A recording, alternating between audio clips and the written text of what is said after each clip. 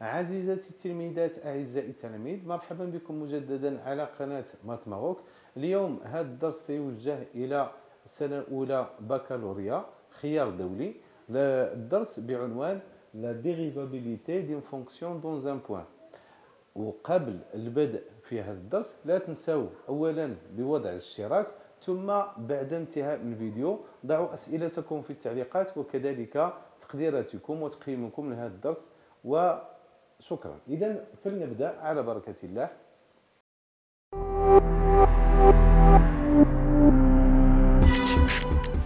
Notre plan pour cette leçon, on va commencer par un petit rappel sur le coefficient directeur d'une droite oblique.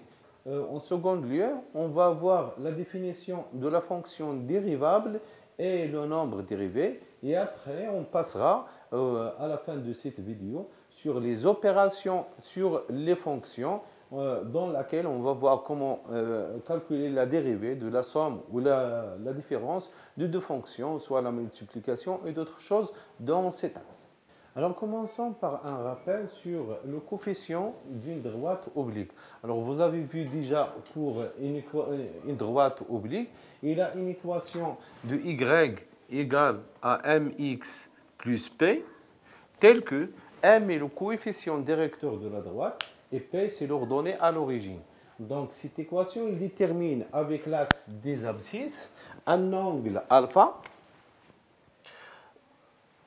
Cet angle est la même pour l'angle BA et on considère ce point ci C. Donc cet angle c'est alpha.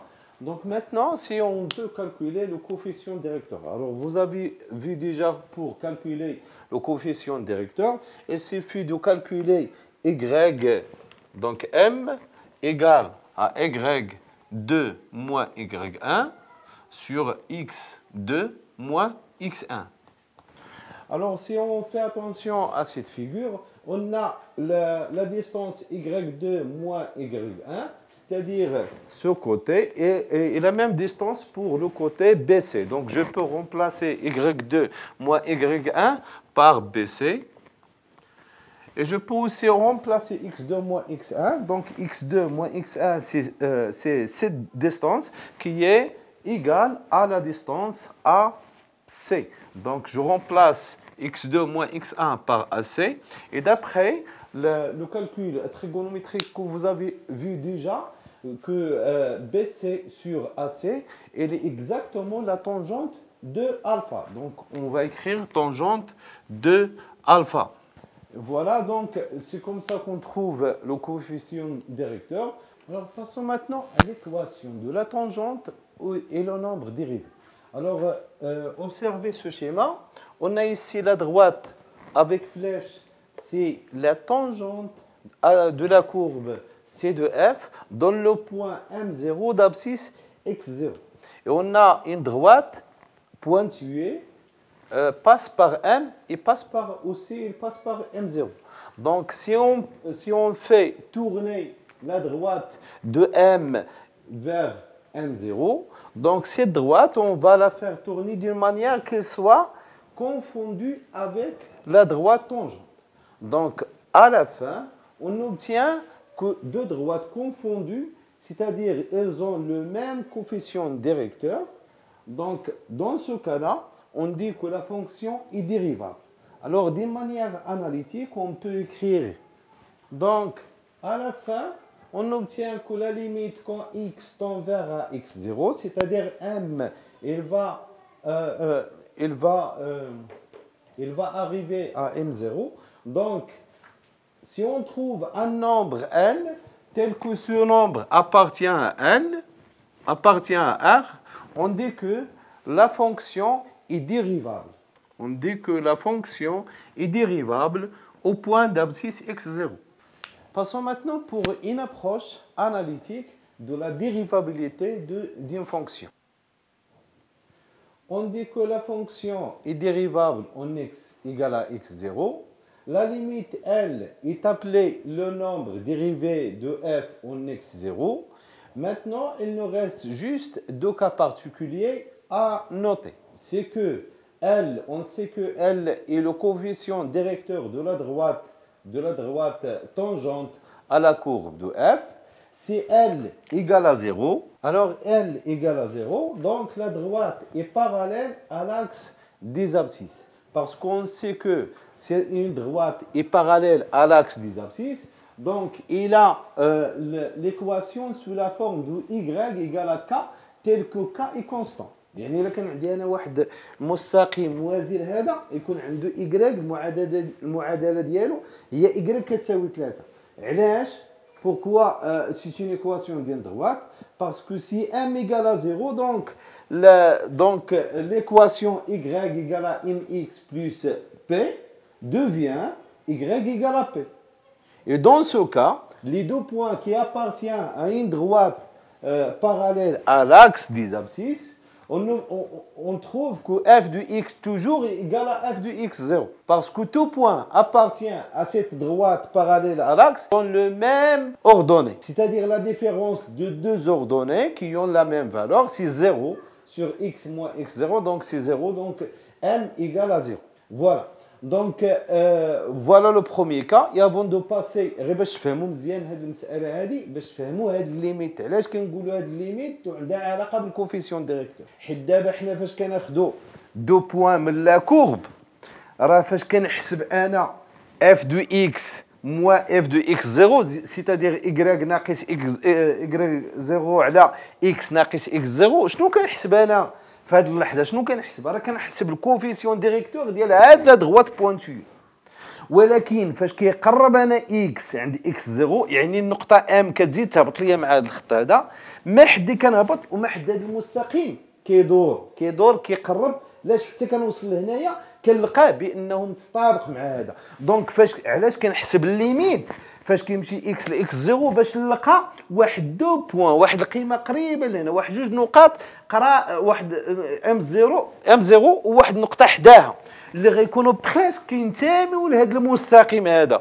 واذا كانوا بجوج كينتميو لهذا المستقيم غيحددوا ليا لو كوفيسيون ديريكتور ديال هاد لا دغوات طونجون. Alors on passe maintenant au deuxième cas. Si on a dans la limite de f de x moins f de x0 sur x moins x0, quand x tend vers x0, alors la limite de f de x moins f de x0 sur x moins x0 égale à l'infini, plus l'infini ou moins l'infini, c'est-à-dire la tangente de la courbe de f est parallèle à l'axe des ordonnées OY. Alors on doit noter dans cette partie que le nombre dérivé est f' de x0 égale à L. Donc L est le nombre de cette forme f' de x0, c'est-à-dire le nombre dérivé de la fonction en point d'abscisse x0. Passons maintenant pour l'équation de la tangente de la courbe f. Donc on peut remplacer f de x par y. Et f de x0 c'est y0 sur x moins x0 égale à f' de x0. Alors d'où on obtient y moins y0 égale à f' de x0 facteur de x moins x0. Donc y égale à f' de x0 facteur de x moins x0 plus y0. Et à la fin, on peut écrire l'équation de la tangente sous la forme de y égale à le nombre dérivé de la fonction x en x0, facteur à x moins x0, plus f de x0. On va bien comprendre tout ça à travers des exercices dans la deuxième partie. Et maintenant, on va passer pour faire des remarques à propos de cette équation. La remarque que je dois mentionner ici, c'est que si je considère la différence entre x et x0, c'est le nombre h,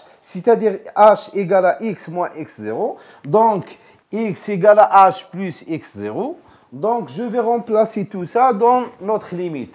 Donc la limite de f de x0 plus h, parce que x égale à h plus x0, moins f de x0 sur h. Alors si x tend vers à x0, alors h tend vers à 0. Donc h tend vers à 0 égale à f' de x0. Alors maintenant, d'après cette approximation, on va obtenir une autre équation de même. C'est que f de x0 plus h égale à f' x0 fois h plus f de x0. Autrement, f de x0 plus h égale à h fois f' de x0 plus f de x0. Et passons maintenant au troisième élément, c'est-à-dire les opérations sur les fonctions. Alors pour les opérations sur les fonctions dérivables, soit f et g de fonctions dérivables sur un intervalle i, et n un entier naturel non nul, avec alpha appartient à R, on a alors les propriétés suivantes. La dérivée de l'addition ou la somme de deux fonctions, c'est la dérivée de f plus la dérivée de g. La dérivée des produits de deux fonctions, c'est la dérivée de la première fonction multipliée à la deuxième fonction,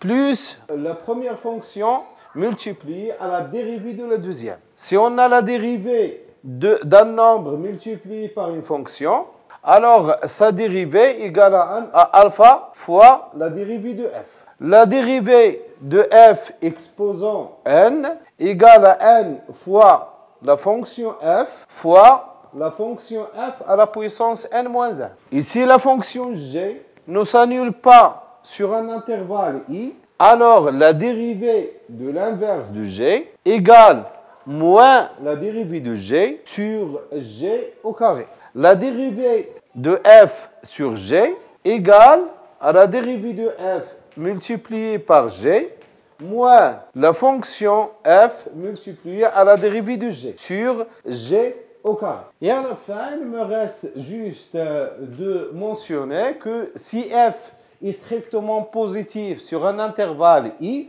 donc la dérivée de racine de f égale à la dérivée de f sur 2 racines de f. Et maintenant, je vous laisse avec le tableau de dérivée usuelle. J'espère que vous avez bien compris وكنتمنى انه تتابعونا في الحصه الجايه. غادي نكونوا يعني في الفيديو القادم غادي يكون حول التمارين على هذه الحاله هذه. شنو هما الحالات المختلفه، شنو هي التمارين اللي صعيبه، شنو هما لي تكنيك لي ميثود لي مانيير avec lesquelles je peux arriver à calculer le nombre dérivé et de démontrer que la fonction est dérivable dans un point. اذا ما تنساوش ترقبوا معنا الحصه الجايه والى اللقاء.